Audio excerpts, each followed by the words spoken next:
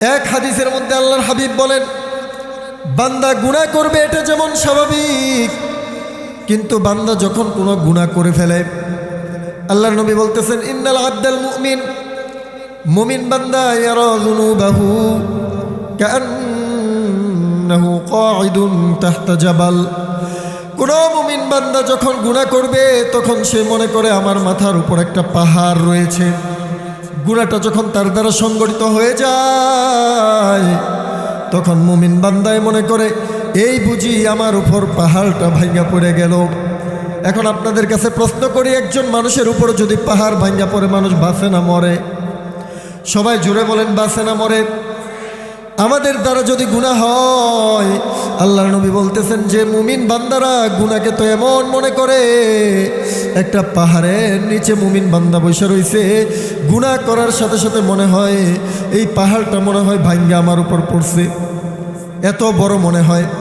কিন্তু যেই বান্দাটা গুনাহকে কোনো গুনাহই মনে করে না, যেই বান্দাটা গুনাহকে কোনো কিছু মনে করে না, সব সময় গুনাহ করতেছে, দায়মান গুনার সাথে সে জড়িত, কোনো গুনাহ সে করার পরে তার ভিতরে অনুতপ্ততা নাই। আল্লাহর নবী বলেন, যেই বান্দা ইন্নাল ফাজিরা ইয়ারা যুনুবাহু, আর যেই ব্যক্তি পাপাচার, যেই বান্দাটা পাপাচার বান্দা, সেই বান্দা তো ইয়ারা যুনুবাহু, সেই বান্দা গুনাহকে মনে করে কাযুবাবিন, একটা মাছির মতো, মাররা আলা আনফিহি, গুনাহ করার পরে তার এমন অবস্থা হয় যেমন একটা মাছি নাকের সামনে দিয়ে অতিক্রম করলে হয়। মুমিন বান্দারা গুনাহকে কেমন মনে করবে, আর গুনাহগার পাপাচার বান্দা, পাপী বান্দাদের গুনাহ কেমন মনে হবে, এটার পার্থক্য করতেছেন। আল্লাহর নবী বলেন, মুমিন বান্দা যে তার দ্বারা যখন কোনো গুনাহ সংগঠিত হয় তখন সে মনে করে একটা পাহাড় আমার উপরে ভাঙ্গা পড়ছে। আর যে পাপী বান্দা, সেই বান্দা মনে করে একটা গুনাহ যখন করে তা সে এত কেয়ারলেস থাকে, এত কেয়ারহীন থাকে, তার সে কোনো ভ্রুক্ষেপ করে না, এমনভাবে যে আমাদের নাকের ডগা দিয়ে যদি একটা মাছি যায় আমরা কি করি, ফেস, এমন করি না? এখন বলেন, আমাদের দ্বারা গুনাহকে কেমন মনে হয়? পাহাড়ের মতো মনে হয় বিশাল, নাকি এই মাছির মতো এত স্বাভাবিক মনে হয়? বলেন সবাই। মাছের মতো মনে হয়। কেন? আল্লাহর নবী হাদিসের মধ্যে বলতেছেন যে কোনো বান্দা যখন একটা গুনাহ করে তখন তার কলবের মধ্যে, তার দিলের মধ্যে একটা কালো দাগ পড়ে। বান্দা যখন এইভাবে গুনাহ করতে থাকে তখন বান্দার কলবের মধ্যে কালো দাগ পড়তে থাকে। পরবর্তীতে বান্দা যখন তওবা করে, ইস্তেগফার পড়ে, এই ইস্তেগফার এবং তাওবার মাধ্যমে বান্দার এই কলব থেকে এই কালো দাগগুলো দূর হয়। বলেন সুবহানাল্লাহ। আমাদের অন্তর যে কেন আমরা খোঁজ পাই না? আমরা যে গুনাহ করতেছি প্রতিনিয়ত, আমরা যে গুনাহকে কোনো বড় কিছু মনেই করতেছি না, আমরা যে গুনাহকে আমাদের জীবনের জন্য ক্ষতিকর মনে করতেছি না, অথচ আল্লাহর নবী বলতেছেন গুনাহ তো একটা পাহাড়ের মতো, আমি একটা পাহাড়ের নিচে বসে আছি, অথচ আমার আপনার দ্বারা গুনাহ করার পরে কোনো কিছুই আমাদের হচ্ছে না, আমাদের দিলে কোনো আসর পড়ে না, আমাদের গুনাহের কোনো প্রতিক্রিয়া নাই। কেন? কারণ আল্লাহর নবী বলেন, হে আমার উম্মতেরা, কোনো মানুষ যখন গুনাহ করে তার কলবে একটা কালো দাগ পড়ে। গুনাহ করার পরে যদি সেই বান্দাটা তওবা করে, ইস্তেগফার পড়ে, তখন তার এই কলবের কালো দাগটা দূর হয়ে যায়। কিন্তু সেই বান্দা যদি তওবা ইস্তেগফার না করে গুনাহ করতেই থাকে, ধারাবাহিকভাবে গুনাহ করতে থাকে, তখন তার কলবটা কালো দাগ পড়তে পুরো অন্তরটা বন্ধ হয়ে যায়। কথা বুঝে আসতেছি কি? আমাদের কেন গুনাহ করলে খারাপ লাগে না এটা বোঝেন।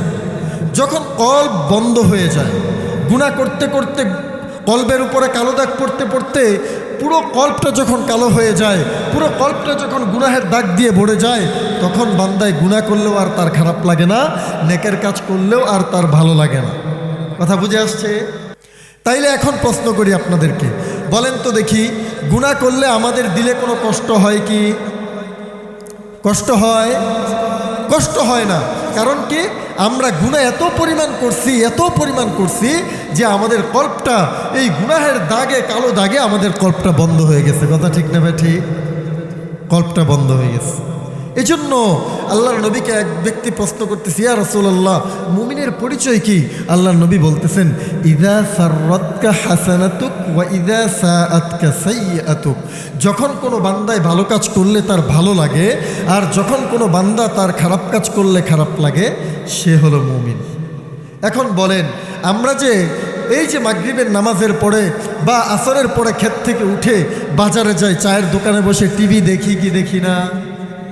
সবাই বলেন, আমাদের বাবারা দেখে কি দেখে না? তাদের কি খারাপ অনুভব হয়? খারাপ লাগে না। খারাপ যে লাগে না কারণ কি? কারণ হলো গুনাহ করতে করতে করতে করতে আমাদের বাবাদের অন্তর পুরোটা বন্ধ হয়ে গেছে গুনাহের কালো দাগে। একদম বন্ধ হয়ে যাওয়ার কারণে আমার বাবাই টেলিভিশনের সামনে বসে থাকে, তার খারাপ লাগে না। আমার যুবক ভাইটা মেয়ের সাথে বেগানা নারীর সাথে কথা বলে, তার খারাপ লাগে না। আমার মেয়েটা বেপরদায় ঘুরে, তার খারাপ লাগে না। আমার মা বেপরদা হয়ে ক্ষেতের মধ্যে গিয়ে কাজ করে, তার খারাপ লাগে না। তাইলে খারাপ না লাগার কারণ বুঝতে পারছেন তো আপনারা? সবাই বুঝতে পারছেন? গুনাহ করতে করতে আমাদের কল্প কি হয়ে গেছে? বন্ধ হয়ে গেছে। তাইলে কল্প পরিষ্কার করার দরকার আছে না নাই? সবাই বলেন, কল্প পরিষ্কারের দরকার আছে না নাই?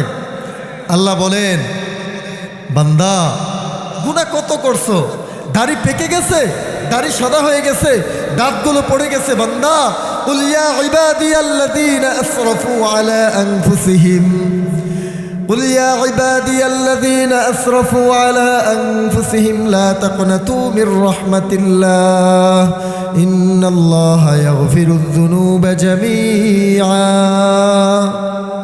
আল্লাহ বলেন, বান্দা, ইয়া ইবাদি, হে আমার বান্দা, আসরাফু আলা আনফুসিহিম, বান্দা 60 বছর পর্যন্ত একবারও তুমি আমারে ডাকো নাই। বান্দা একদিন পর্যন্ত মসজিদে আসো নাই। বান্দা, হে বান্দা, নফসের উপর জুলুম করতে করতে আসরাফু, সীমালঙ্ঘন করে ফেলেছো। বান্দা, লা তাকুনাতু মির রাহমাতিল্লাহ, আল্লাহর রহমত থেকে নিরাশ হয়ো না। ইন্নাল্লাহা ইয়াগফিরুদ যুনুবা জামিআ, নিশ্চয়ই আল্লাহ রাব্বুল আলামিন তোমাদের সমস্ত গুনাহকে ক্ষমা করে দেবেন। বলেন সুবহানাল্লাহ।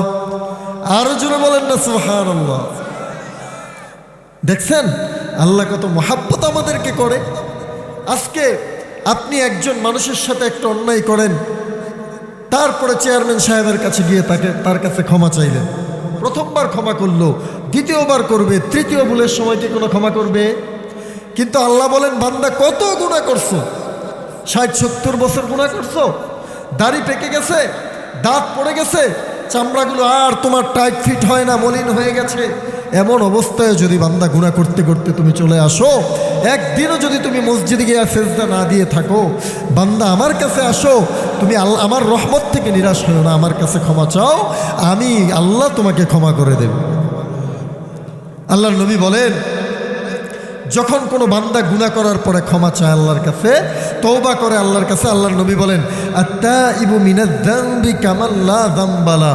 আল্লাহর নবী বলেন, কোনো বান্দা যখন গুনাহ করার পরে আল্লাহর কাছে তওবা করে, সেই বান্দার অবস্থা এমন হয়ে যায়, একজন মানুষ সন্তান ভূমিষ্ঠ হওয়ার সময় যেমন নিষ্পাপ থাকে, তওবা করার পরে সেই মানুষটা এমন নিষ্পাপ হয়ে যায়। আরো আসতে বলেন না সুবহানাল্লাহ। এখন চিন্তা করেন, আপনি বলেন তো, আপনারা সবাই বলেন, আজকে ঘুম থেকে উঠার পরে যেই প্রথম নিঃশ্বাসটা নিয়েছেন, নিঃশ্বাসটা নেওয়ার অধিকার ক্ষমতা আপনাকে দিয়েছে কে? এই মুহূর্তে যেই নিঃশ্বাসটা আপনি নিচ্ছেন আর বের করছেন, এই নিঃশ্বাসের অধিকার ক্ষমতা আপনাকে দিয়েছে কে? এই সকাল থেকে নিয়ে সন্ধ্যা পর্যন্ত একজন মানুষ আইসিইউর মধ্যে থাকলে অক্সিজেন যে সে নেয়, তার বিল হবে কত? 1,02,000 হবে, 2 লাখ টাকা হবে। তাহলে আপনি আল্লাহরে কয় টাকা দিছেন? কয় টাকা দিছেন? সেই জন্ম থেকে নিয়ে এখন পর্যন্ত আল্লাহর দেওয়া নিঃশ্বাস নিয়ে আপনি বেঁচে আছেন, আল্লাহর দেওয়া নিঃশ্বাস নিয়ে আপনি খাচ্ছেন, আল্লাহর দেওয়া নিঃশ্বাস নিয়ে আপনি চলাফেরা করছেন। আল্লাহরে এই নিঃশ্বাস নেওয়ার, এই খাবার খাওয়ার, এই পানি খাওয়ার, এগুলোর মূল্য কত দিছেন? দিছেন কি? দেন নাই। তারপরে কি হয়েছে আমাদের হয়েছে, আমরা আল্লাহ যে আমাদেরকে নামাজ পড়তে বলছেন, আল্লাহ যে আমাদেরকে দৈনিক 5 বার সেজদা দিতে বলছেন, এটাও আমরা দেই না। কথা ঠিক না ঠিক? এটা কি আমাদের জন্য ন্যায় হচ্ছে না অন্যায় হচ্ছে? অন্যায় হচ্ছে। আপনাদের এলাকায় একজন মানুষ রোজে কাম করে কয় টাকা দেয়? কয় টাকা দেয় বলেন?